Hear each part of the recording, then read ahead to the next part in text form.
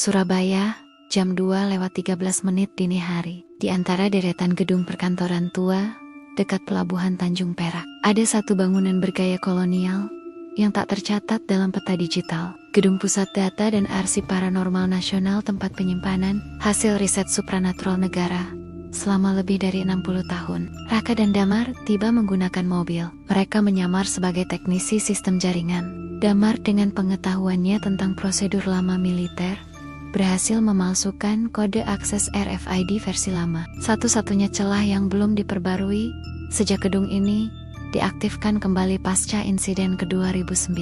Di dalam suasana seperti museum gelap, lorong-lorong panjang dan bau lembab bercampur ozon dari mesin-mesin data lama. Tugas mereka sederhana: temukan server arwah satu pusat penyimpanan video, laporan, dan bukti audio eksperimen supranatural generasi pertama. Namun saat mereka masuk ke ruang arsip digital, Damar berhenti. Tempat ini bukan hanya penyimpanan data, ini juga penjara. Raka mendekati salah satu server aktif dan menemukan folder terenkripsi dengan nama Dosa Lama 1965 Ritual Banyuwangi. Tapi sebelum ia bisa menyalin file, semua lampu padam. Terminal menyala sendiri dan muncul pesan teks di layar. Kalian telah dilihat. Mereka melihat sosok berjubah putih berdiri di ruang server lain. Tidak ada pintu terbuka, tidak ada sensor gerak yang aktif.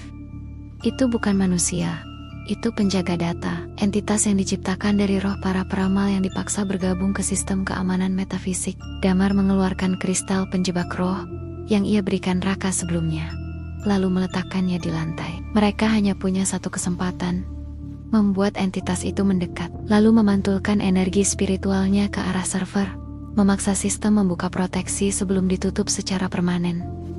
Entitas itu mendekat perlahan. Jubahnya tak menyentuh lantai, tapi meninggalkan noda hitam di ubin. Saat ia menyentuh cahaya kristal, terdengar jeritan menusuk dari segala arah, seolah ribuan suara berdesakan keluar dari dalam dinding.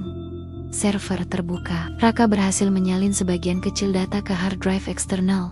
Rekaman rekayasa kematian massal, eksperimen pelepasan sukma, dan satu nama proyek baru: proyek bawah laut, pelabuhan gelap.